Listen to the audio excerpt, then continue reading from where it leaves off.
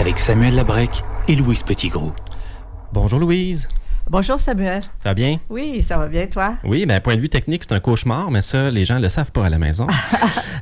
Donc, bienvenue à l'heure juste, l'émission de l'AREC sur les ondes de CKIA FM. Donc, on a un bon menu aujourd'hui. Là, on va parler de plusieurs choses. On va commencer avec notre première invitée, Mme Lise Lapointe, présidente de l'AREC. On va parler de l'indexation. Donc, qu'est-ce qui se passe dans le dossier de l'indexation? On en parle beaucoup dans nos instances. Gros dossier. Oui, gros dossier, oui. Mais peut-être que les membres se demandent justement qu'est-ce qui se passe avec ça. Oui. Et c'est légitime de se poser la question. Et on va parler aussi avec Dominique Provost, directeur général de l'AREC. On va parler du dernier conseil national qui a eu lieu la semaine dernière à Québec. Donc, on rappelle aux auditeurs que le conseil national, c'est une des instances les plus importantes là, de l'AREC. C'est 2 fois par année. Ce sont des membres élus qui vont là. Et la particularité de celui-ci, c'est qu'on se prépare pour le congrès qui s'en vient en juin.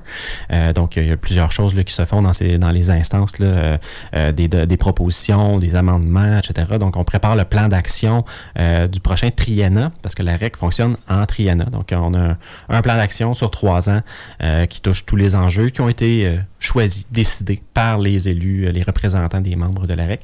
Donc, des instances démocratiques qui sont vraiment intéressantes.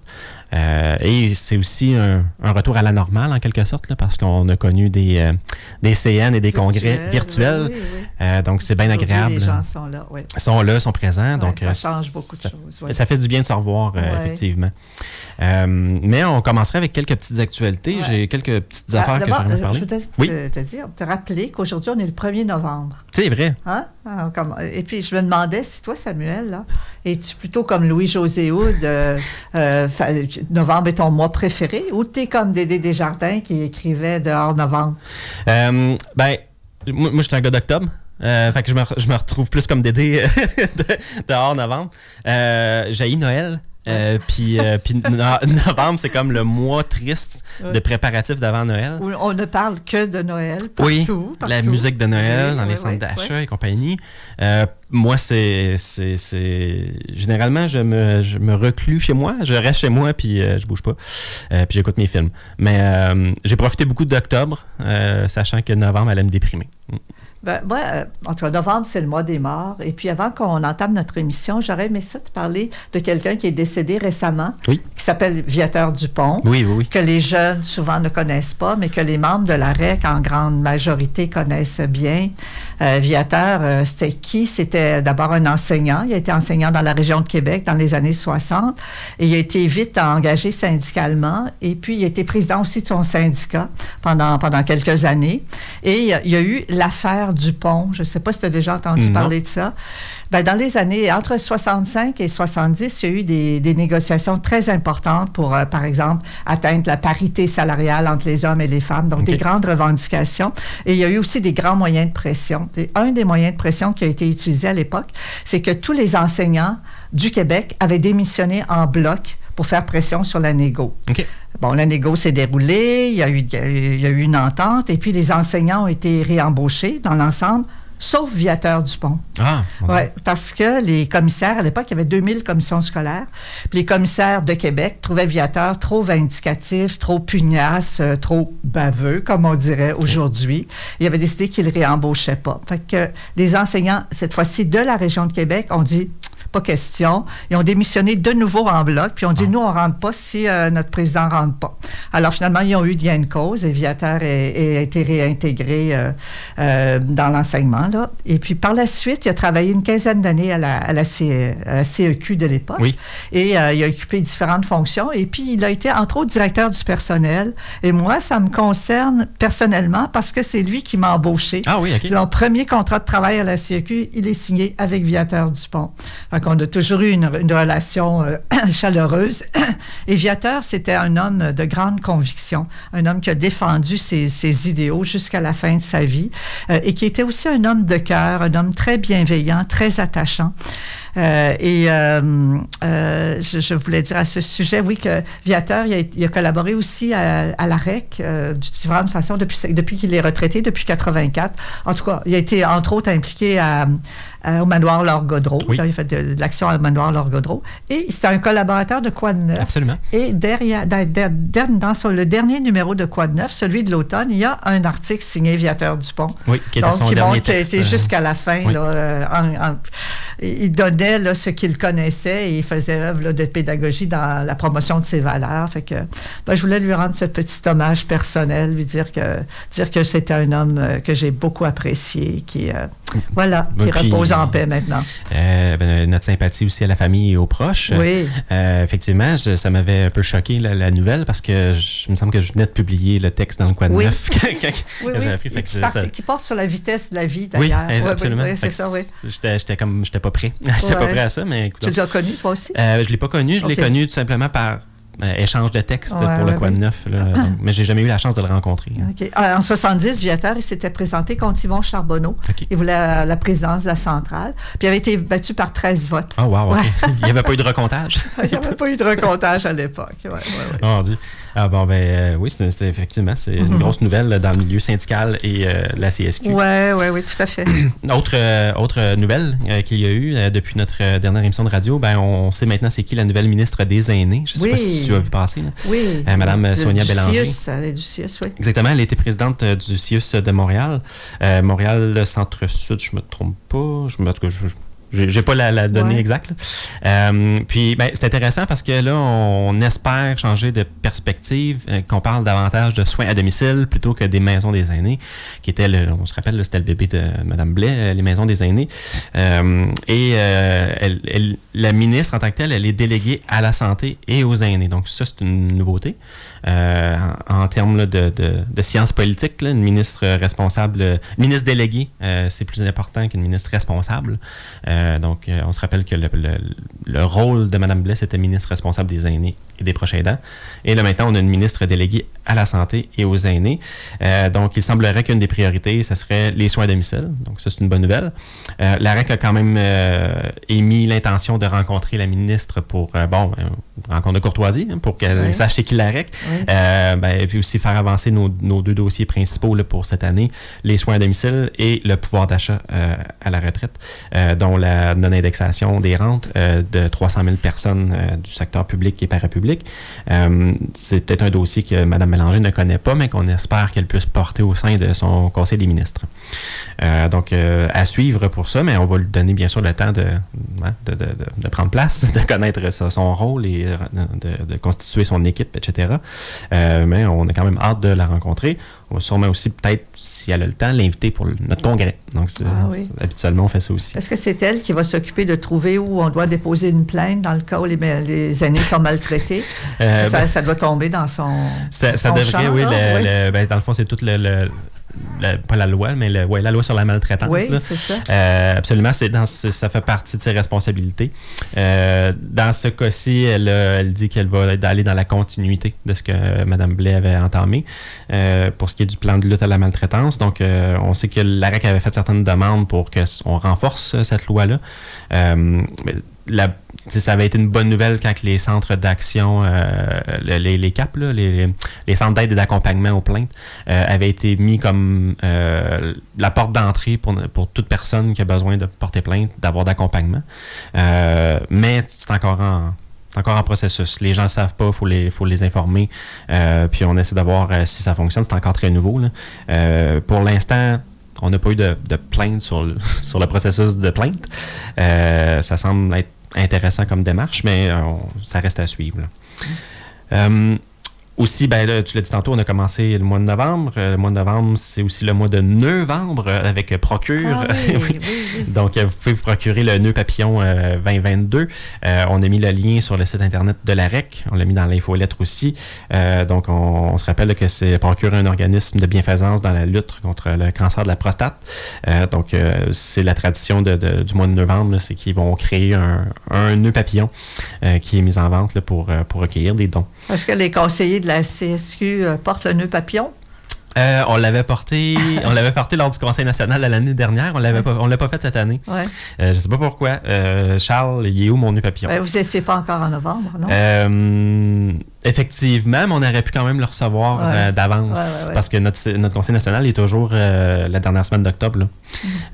Donc peut-être qu'on n'avait juste pas reçu le nœud papillon. L'année passée, il était superbe. Là. Je le portais fièrement. Est-ce que tu avais trouvé d'autres choses dans les actualités qui t'avaient marqué? Pas tant que ça, mais j'ai trouvé quand même intéressant que les policiers ont été un peu rappelés à l'ordre pour ce qui est de faire du repérage intuitif là, sur les gens qui... C'est comme ça qu'ils appellent ça, intuitif? Moi, c'est pas qu'ils appellent ça comme ça.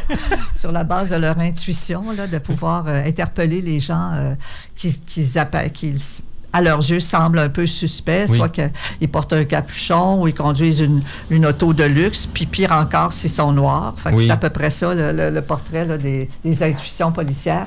Et là, ils ont été rappelés à l'ordre par un juge de la commission du Conseil supérieur, là, de Conseil juridique supérieur. Et je trouve que c'est une bonne nouvelle. C'est tellement arbitraire, ces arrestations, puis c'est tellement insultant pour bien des gens aussi. Là, fait que moi, j'ai trouvé que c'était une des très bonnes nouvelles. Parce que c'est le principe que, je donne un exemple, mais mettons un policier voit une voiture de luxe et au volant de la voiture de luxe, c'est un jeune noir. Ouais. Donc l'intuition dont tu parlais, c'était de dire comment se procure-t-il cette voiture de luxe, ce jeune noir. Et en pire, s'il le voit dans un quartier où il n'est pas supposé être, c'est encore pire. Là. Fait que, il y a beaucoup de jeunes qui ont vécu ça, de jeunes et de moins jeunes, beaucoup de gens qui ont vécu ça, puis il est temps que ça cesse. Là. Oui, absolument. Oui. Puis là, il y avait les deux parties. Là. Laissons les policiers faire leur travail, mais effectivement, mettre fin au profilage racial, dans ce sens-là, il est temps, là. Il est absolument temps. C'est très malaisant comme dossier, là, honnêtement.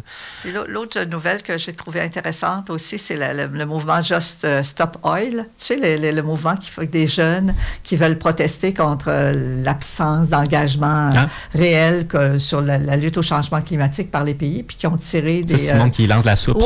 Oui, lance la soupe sur les œuvres d'art. Là, il y a eu beaucoup de débats autour de ça. L'idée étant, est-ce que c'est une bonne idée de s'attaquer aux œuvres d'art, dans les musées, surtout dans ces lieux là, de culture et tout ça.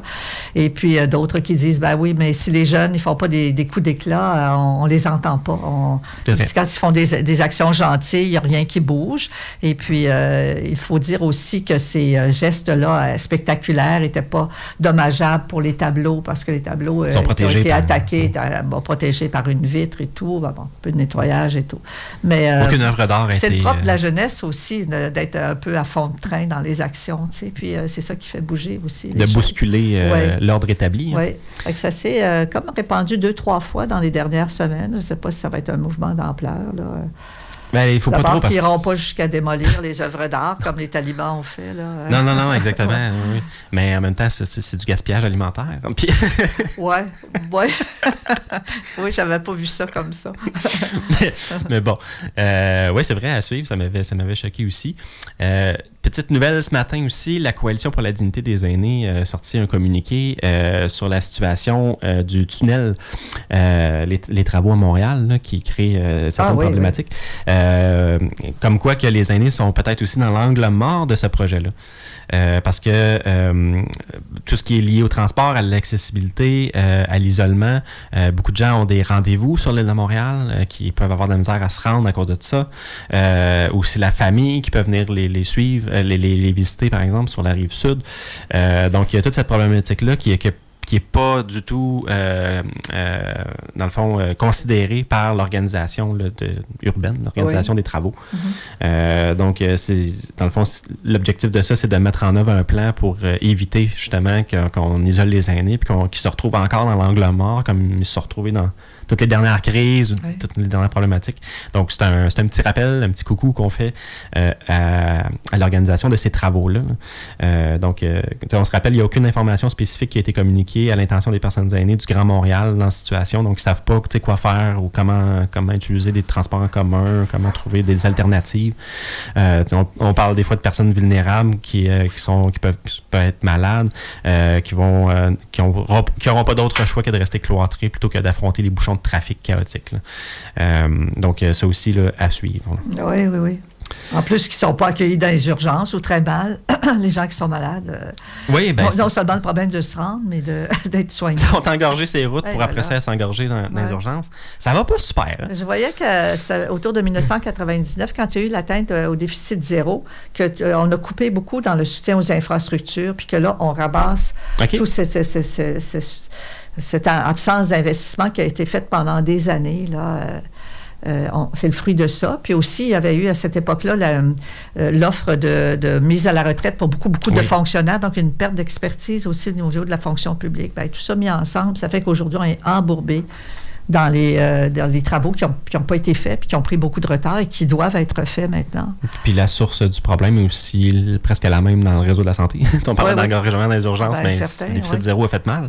Les départs à la retraite. Donc, on n'a pas constitué un réseau de la santé prêt à affronter les défis du 21e siècle. Là. Pas du tout. Qui est les maladies chroniques, qui est les pertes d'autonomie des personnes aînées.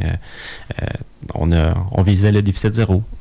S'il nous reste une petite minute, je te dirais que j'ai participé jeudi dernier au cocktail bénéfice de la Fondation Monique Fitzbach. Oui, c'était vraiment intéressant. Il y avait beaucoup de monde de la centrale qui était là. C'est quand même une fondation qui existe depuis plus de 15 ans. Je ne me rappelle plus exactement combien de temps, qui est partie tout petit, avec le soutien de la CEQ. Puis l'objectif était de soutenir les projets d'éducation à l'environnement puis aux projets sociaux dans les écoles. Et progressivement, la fondation a pris du galon, s'est renforcée. Aujourd'hui, c'est une fondation qui fonctionne très bien, qui soutient beaucoup de projets dans les écoles. Ils ont donné jusqu'à 240 000 $ en soutien aux projets dans les écoles pour les jeunes, toujours relatifs à l'environnement, au social.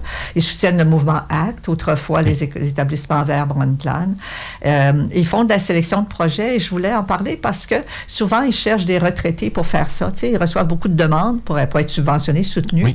Et puis, ils constituent des comités de lecture des projets. Puis, à partir d'un échange, ils déterminent quels sont les projets qui vont être soutenus par la Fondation. Fait qu'ils sont souvent à la recherche de retraités. Fait que les retraités surtout peut-être qui viennent du milieu de l'éducation et qui ont l'habitude un peu de ce genre d'analyse, sont les bienvenus. Puis je pense qu'en appelant à la Fondation, ils seraient bien reçus. Sais-tu quel genre de projet? Il y a toutes sortes de projets, mais toujours liés à l'environnement, au social, au pacifisme dans les écoles. Il y a plusieurs projets. Moi, j'ai été à un moment donné dans la sélection des projets. J'ai fait ça pendant quelques mois. J'ai quitté après ça, mais c'est intéressant, vraiment. Puis on rencontre des gens intéressants aussi. Et puis c'est une bonne action qui est faite avec les jeunes. Puis ils font aussi des rassemblements de jeunes à l'occasion, une fois dans l'année, je pense. Ils rassemblent beaucoup de jeunes autour d'un événement sur la question de la lutte au changement climatique, puis la protection de la planète. Puis c'est beaucoup de semences qu'on fait en travaillant avec les jeunes. Et puis c'est eux qui vont être la relève de demain aussi. Et, voilà. On les prépare à l'avenir. C'est eux qui assurent notre avenir aussi. Oui. Donc, on va se laisser pour une petite pause et on va se retrouver avec Mme Lise Lapointe, présidente de l'AREC. On va parler d'indexation. De l'indexation. À tantôt.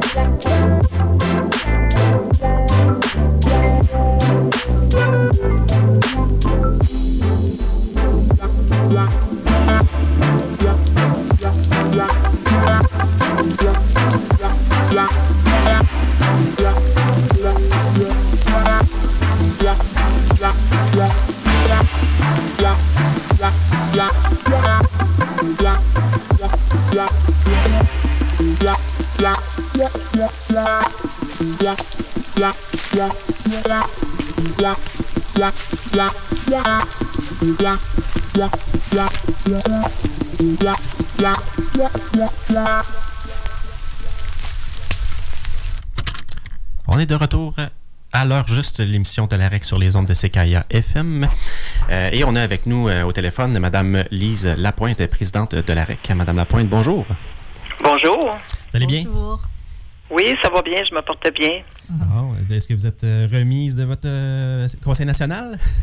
Ah oui, une grosse semaine avec les membres du Conseil national. Toujours intéressant, c'est valorisant, puis c'est en même temps revitalisant parce que on peut discuter avec l'ensemble des personnes, nous présente certaines difficultés qu'ils vivent et finalement, bien, toutes sortes de discussions au cours pour permettre justement que l'association soit bien en selle et bien représentée. Oui, bien, cette instance démocratique-là, c'est une façon aussi de rester en contact avec le terrain, avec les membres élus là, qui représentent les gens dans chaque région. Là.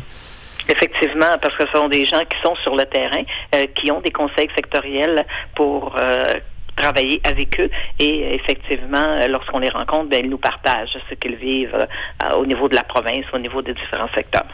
Vous êtes de nouveau en direct avec vos membres maintenant. Exactement, exactement. Et ça, c'est toujours intéressant, puis c'est toujours fort apprécié autant de la part des membres que de nous, de la part de l'exécutif et du conseil d'administration. Et lors de ce conseil national-là, vous avez fait un point sur l'indexation. Oui, un bon dossier. Oui, c'est ça. Oui, un bon dossier. Effectivement, c'était inscrit à l'ordre du jour pour traiter avec eux et surtout leur donner l'information sur le cheminement de ce dossier-là. Dossier qu'on travaille déjà depuis plusieurs années. Je dirais même depuis sûrement, à ma connaissance, là, dans les 15-20 dernières années, on a été très actifs dans ce dossier-là. Mais malheureusement, bon, ça n'avançait pas à la vitesse qu'on aurait souhaité. Alors, en 2019, on a eu une proposition au Conseil général de négociation. C'est l'instance même de la centrale qui traite des objets de négociation possibles. Et le dossier de retraite fait partie, bien sûr, d'un des sujets qui doit être discuté à la table centrale. Bien, peut-être juste remettre en contexte, là, le problème de l'indexation, en gros, c'est quoi?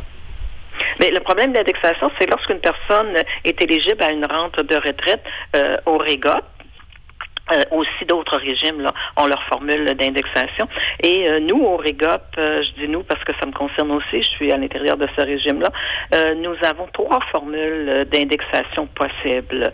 Alors, ce n'est pas une formule unique puis uniforme pour tous. Selon les années où la personne a été au travail, bien, il y a une formule qui s'applique. Alors, la première formule, c'est pour les années travaillées avant 82. De 82 à 99, c'est une autre formule. Et je dirais 2000 maintenant. 2000 à aujourd'hui, c'est la 3e formule qu'on peut appliquer si les personnes ont du temps de travail fait à l'intérieur des 3. Ça peut être à l'intérieur de 2, ça peut être à l'intérieur d'une seule. Une seule, c'est moins possible, là, peut-être pour les gens qui ont quitté en 82, mais normalement, c'est 3 formules qu'on peut appliquer à la rente qui nous est accordée. Pour donner un exemple bien simple, dans le fond, quelqu'un qui a travaillé entre 82 et 90, ces années-là, par exemple, ne seraient pas indexées tout le long de sa vie de retraite. Exactement. Pour les années travaillées avec 82, c'est la pleine indexation. Là, donc, dès qu'on connaît l'indice du coût de la vie, l'indexation vient s'appliquer sur toutes les années travaillées avant 82. À partir de 82 à 99, il y a eu un décret au niveau du gouvernement et ça fait en sorte que la formule d'indexation qui était connue, donc qui était l'indice du coût de la vie, a été annulée complètement, donc elle est disparue totalement. On peut avoir une indexation partielle si le coût de la vie est extrêmement élevé, mais normalement, quand on a un coût de la vie qui est autour de 2-3 %, la formule qu'on applique, c'est l'indice du coût de la vie moins 3 %. Alors, si j'ai un indice du coût de la vie à 2 % moins 3, ça égale 0. Donc, la plupart des années 82 à 99, c'est une formule qui est abstraite, qui est absente. Donc, c'est 0 pour ces années-là, ou la plupart. Et pour l'année 2000 et suivante, bien, c'est l'indice du coût de la vie, mais au moins 50 %. Donc, il y a eu une petite amélioration lors des négociations de l'an 2000, mais ce n'est pas encore la pleine indexation. Si, par exemple, l'indice du coût de la vie est à 6 points quelque chose, comme on va le connaître cette année, bien, la personne de 2000, qui a des années travaillées depuis 2000, va recevoir 50 %. Donc, elle recevrait 3 points ou 2 points quelque chose. Mais pour les années 82 à 99, même si c'est possible d'avoir de l'indexation, mais c'est toujours basé sur l'indice du coût de la vie. Et quand on regarde qu'est-ce qui se passe présentement, bien, vous comprendrez qu'il y a une grande perte, même les années passées, quand on a un indice du coût de la vie qui est à 2 ou 3 % et que la formule nous permet d'avoir 0. Alors, 0, là, ça ne fait pas augmenter substantiellement les rentes qui sont accordées. Parce que quand on est retraité, on dépend de notre rente. Dans le fond, on dépend de ça. On ne peut pas changer de travail, demander des augmentations de salaire. On est pris avec ça. Ce qui fait en sorte que... Non, effectivement.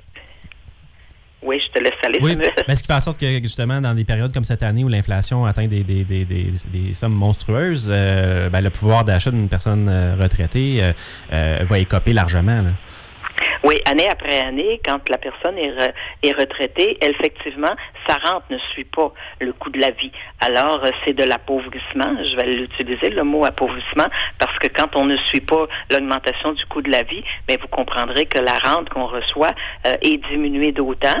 Et là, ça fait en sorte que c'est une situation difficile, et je dirais même désastreuse, parce que nous avons cotisé au régime de retraite et on nous garantissait une rente en fonction de ce que nous avons déposé pour le futur. Et là, quand on se retrouve avec une formule comme ça depuis 82, entre autres pour les années 82 à 99, bien, vous comprendrez que c'est une grande déception et ça engendre nécessairement des difficultés, je dirais monétaires pour plusieurs personnes.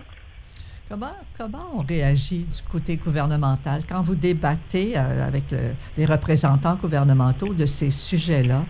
Oui. Il se passe quoi? Ils réagissent comment? Parce que d'évidence, il y a une grande injustice, un grand non-respect des ententes qui avaient été prises au départ, mais comment on débat ça de l'autre côté? Bon, de l'autre côté, nous avons obtenu, il y a déjà quelques années, en 2017, une table qu'on appelle la Tribune. C'est une table de rencontre qui est représentée par des gens du Conseil du Trésor. Alors, c'est une nomination qui a été faite par le Conseil du Trésor pour qu'on puisse avoir la possibilité de discuter avec leurs représentants. Et ce sont 6 associations de retraités qui se retrouvent à ces rencontres-là. Quand on discute des formules d'indexation, de l'amélioration possible des formules d'indexation, de la possibilité que nos membres sont déçus et puissent être capables de vivre correctement en ayant bien sûr accès à l'indice du coût de la vie. Bien, ils nous disent écoutez, d'abord, c'est un dossier qui perdure depuis 40 ans. C'est un dossier qui malheureusement aurait peut-être trouvé écho dans les années 83-95, mais 85, mais là, c'est une facture faramineuse, donc que le gouvernement évalue si jamais il y avait une correction de ce qui s'est passé en 82. Alors, vous comprendrez bien qu'ils n'ont pas beaucoup d'appétit pour nous écouter. On a déjà déposé plusieurs hypothèses de solutions, des formules compensatoires, quelque chose qui nous permettrait justement de reconnaître qu'on n'aurait jamais dû utiliser ce décret-là pour enlever l'indexation qui était prévue. Alors, mais finalement, il n'y a aucune de ces hypothèses-là qui peut être intéressante pour le gouvernement compte tenu de la grosse facture à payer. Je vais m'exprimer ainsi.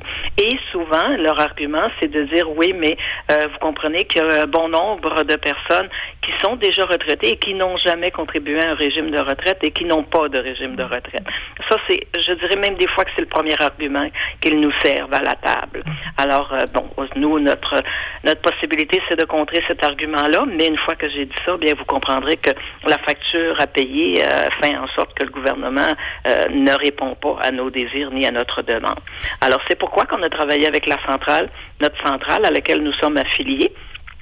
pour être capable d'évaluer différentes hypothèses et de regarder une formule qui a été accordée ou donnée, ou conclue, en 2010. C'était une formule qui permettait, si jamais on avait un excédent dans la caisse qui dépassait le 120 %, qu'on puisse avoir un partage pour compenser pour les années 82 à 99.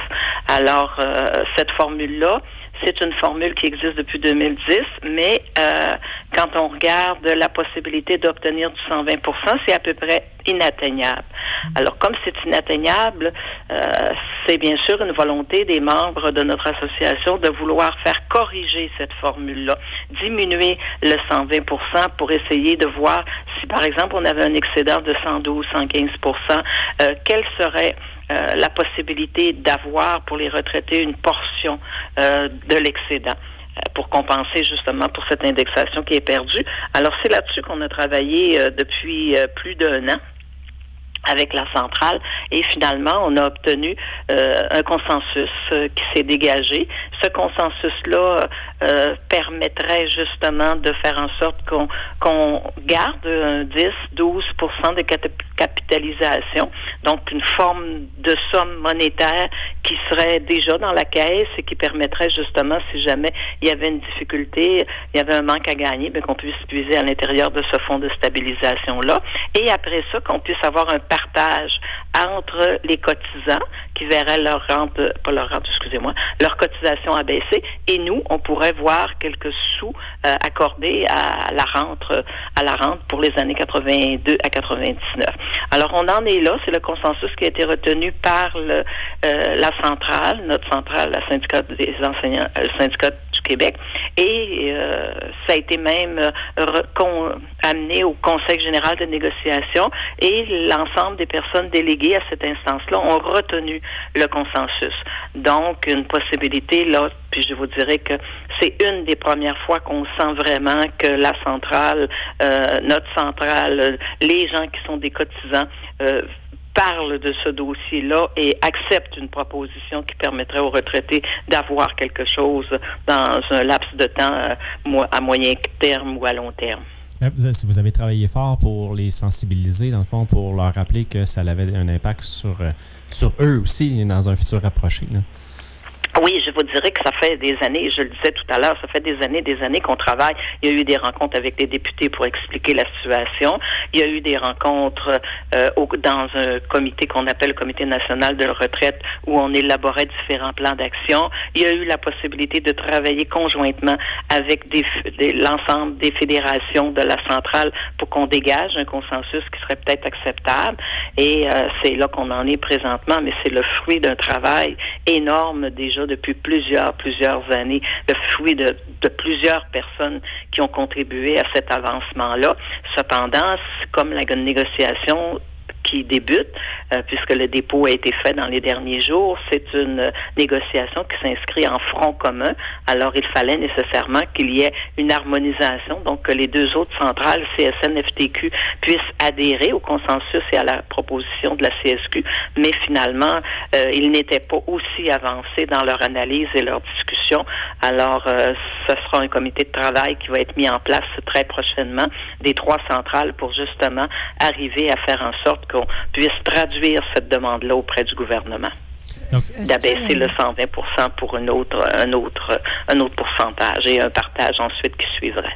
Est-ce que la voie juridique est une voie qui a été explorée, je veux dire, de contester au niveau juridique la légalité d'avoir privé comme ça des gens d'une partie de leur rente là, qui leur était promis, plus ou moins, là, dans les ententes? Je ne saurais vous dire si dans les années qui ont suivi, mais je ne croirais pas. Il y a présentement une contestation juridique pour le régime du personnel cadre, le RRPE qu'on appelle. Donc, eux, ils ont été aussi amenés, il y a déjà plus de 6 ans, à réduire leur indexation parce qu'il y avait une situation financière de leur régime de retraite qui n'était pas à leur avantage. Alors, ils ont été appelés par une décision gouvernementale à modifier leur indexation. Et finalement, ils contestent. Alors, la démarche juridique, elle est là, elle est en cours présentement. Ce qu'on essaie de faire, c'est prouver que cette décision-là est une décision inconstitutionnelle. Alors, on verra le résultat, là, si jamais il y avait un gain de ce côté-là. Est-ce que plus tard, nous, on pourrait s'inscrire aussi avec le REGOP, mais vous comprendrez que c'est toujours des années d'attente pour une décision, même si on va en cour supérieure. Donc, pour le moment, on n'a pas le résultat. Il y a des instances qui ont déjà été entendues. Bon, mais ça fait son bonhomme de chemin, puis on verra à l'aboutissement de cette démarche judiciaire-là qu'est-ce que ça pourra donner. Vous parliez tout à l'heure de montants faramineux là, qui ça coûterait pour compenser les pertes entre 82 et 99, mais en même temps, il y a beaucoup de gens qui décèdent. Tu sais, je veux dire, la facture aussi diminue un peu de ce fait-là, à moins que il y aurait de l'argent pour les héritiers, je ne sais pas trop, là, dans le cas où il y aurait indexation. Mais... Oui, en 2010, il y avait eu un comité de travail qui avait été formé aussi, comme on en a formé un dernièrement, là, il y a déjà plus de 3 ans. Et ce comité de travail-là était arrivé à la conclusion, après de multiples rencontres, que la facture à payer en 2010 pourrait s'élever autour de 3,5 milliards. Okay. Alors, vous comprendrez que là, nous sommes 12 ans plus tard. Effectivement, oui, il y a des décès, mais il y a toujours des successions qui sont là. Donc, la facture, probablement, est encore plus élevée aujourd'hui, 12 ans plus tard, qu'elle l'était en 2010. Mais finalement, il n'y avait pas eu de possibilité d'entente à ce moment-là, mais quand même, les chiffres qu'on avait sur la table et dans les rapports de ce comité-là s'élèvent plus de 3 milliards, quelques 500 000. Surtout si on parle de notion de rétroactivité. Ouais. Chaque année, ça se multiplie, là, c'est exponentiel. Exactement. Là, présentement, il y a eu la démarche avec la centrale, il y a eu l'autre démarche avec la tribune, la rencontre avec les gens du Conseil du Trésor. Ce qu'on essaie de faire, c'est de trouver une formule compensatoire qui permettrait peut-être à une personne qui a 2 ans, donc qui a quitté le monde du travail en 84, pourrait avoir 2 ans de compensation. Celle qui en a 17 ans parce qu'elle a quitté en 99, là, ça pourrait être un montant différent, mais on n'a pas de réponse non plus. Là, c'est dans une future rencontre qu'on pourra travailler sur cette hypothèse-là. Mais vous comprendrez que, puis même, il y a quelques années, ça fait déjà plus d'1 an et demi, 2 ans, oui, ma mémoire me dit bien 2 ans, nous avons essayé de rencontrer Mme Sonia Lebel, qui était la ministre au Conseil du Trésor. Nous n'avons pas été en mesure de la rencontrer. Elle a refusé la rencontre et de par le biais de son attaché, elle nous a fait signifier qu'il n'y aurait pas de rétroactivité ni d'indexation pour les années 82 et 99. On a ça en poche aussi, là. Alors, vous comprendrez qu'à ce moment-là, sa réponse était assez claire. Elle est toujours ministre du Trésor. On verra du Conseil du Trésor, on verra sûrement essayer de reprendre ou de le réinviter à une rencontre, mais on comprend bien que c'est pas toujours accessible et c'est pas toujours facile d'être capable de les rejoindre.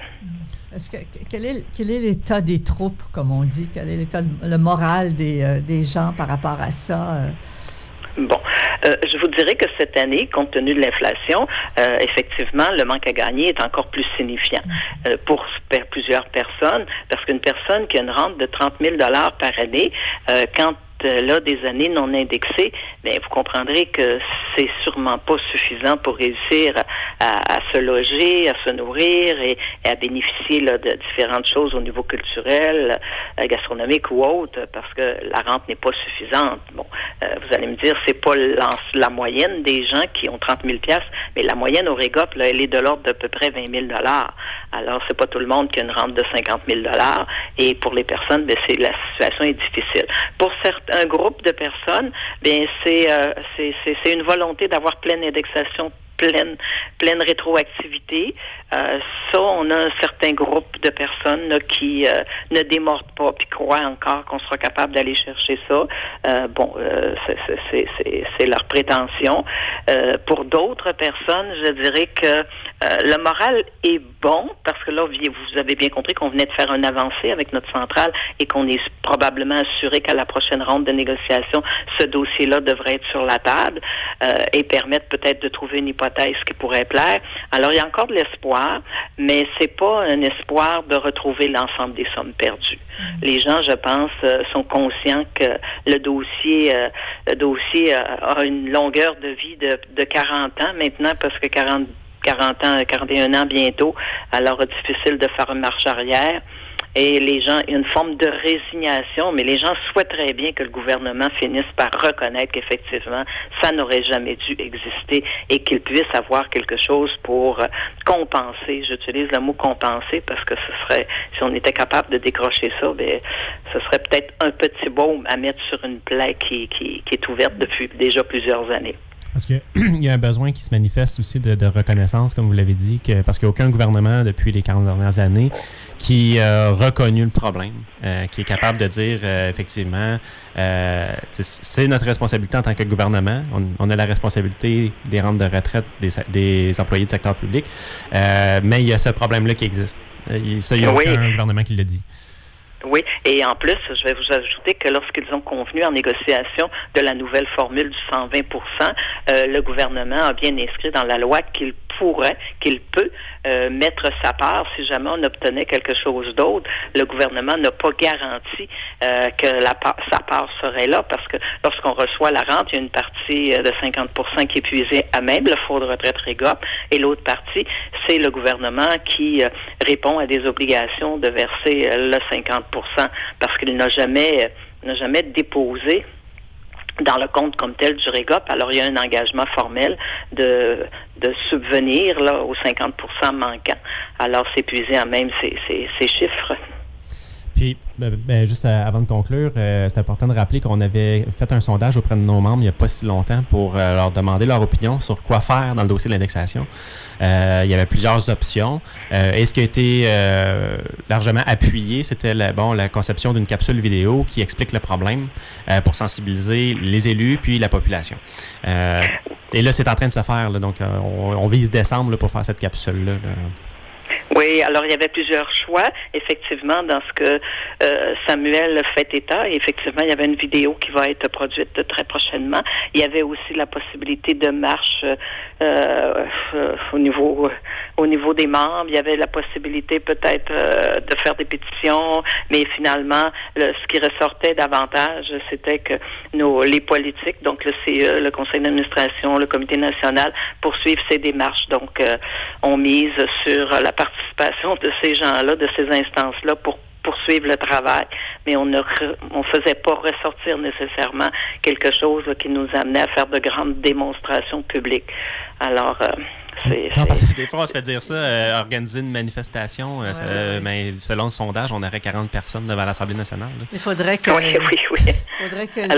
les retraités démissionnent en bloc du bénévolat. Ça créerait un gouffre. C'était dans le sondage, mais ça a fini 4e. Ah ouais? Oui.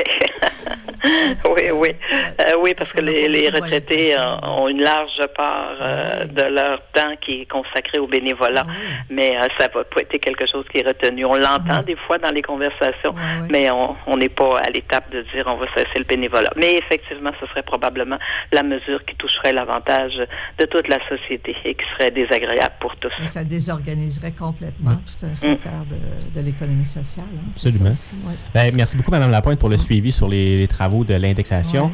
On lâche pas le morceau. On va suivre le dossier de très près. On va voir ce qui va se passer avec le Front commun. Merci beaucoup. Merci. Exactement. Puis on va continuer, nous, de faire les recommandations et les démarches nécessaires pour que le gouvernement donne suite à la phrase clé qu'il a dit pour les années. Il n'y a rien de trop beau pour nous. Alors, s'il n'y a rien de trop beau pour nous, ça concerne aussi la partie financière. Merci beaucoup, Mme Lapointe. Bonne fin de journée. Merci beaucoup. Donc, ça fait le tour pour le dossier de l'indexation. Un gros dossier. Oui, effectivement. Un gros dossier qu'on aimerait que ça avance plus vite, mais au moins, on voit quelques avancées. Ça, c'est quand même, ça donne un peu d'espoir. On se laisserait pour une petite pause et on reviendrait avec Dominique Provost pour parler justement de qu'est-ce qui s'est passé durant ce Conseil national-là. À tantôt.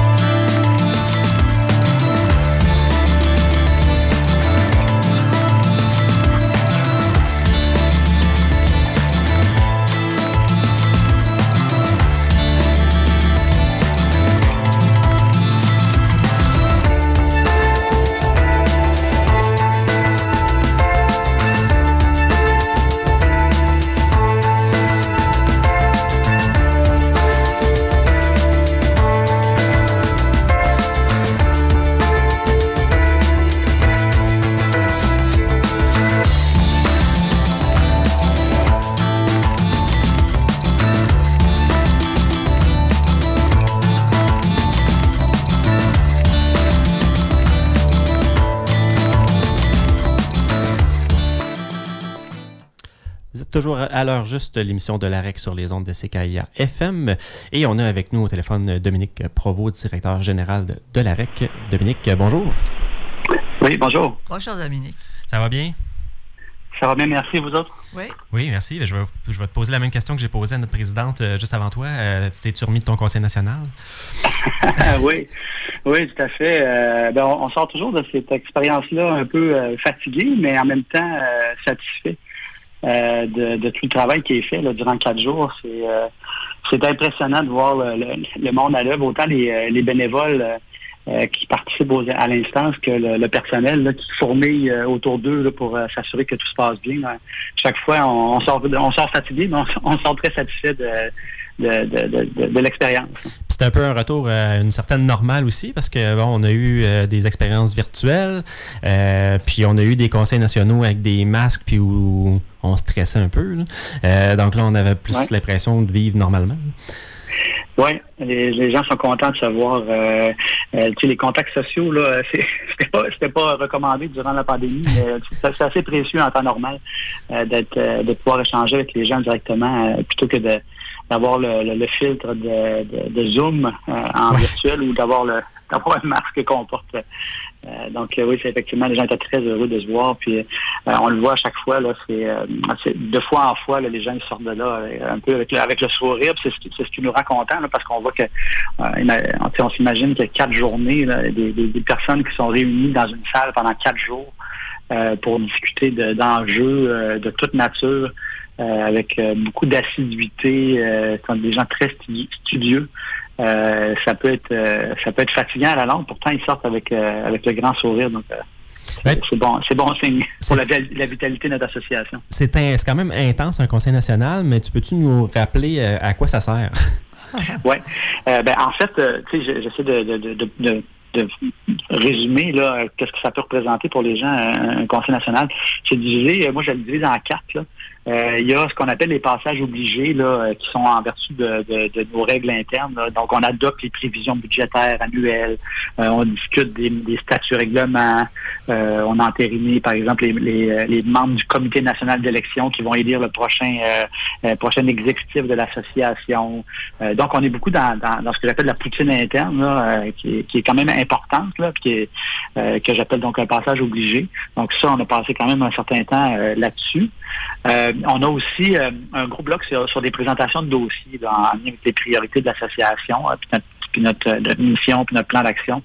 Donc, on a fait le tour des dossiers comme la retraite, l'indexation de la rente, où on en est dans ce dossier-là. Alors, les élus puis les ressources défilent à l'avant pour présenter l'état de situation. Puis les gens commentent, questionnent, interviennent, donnent leur point de vue là, sur ces enjeux-là.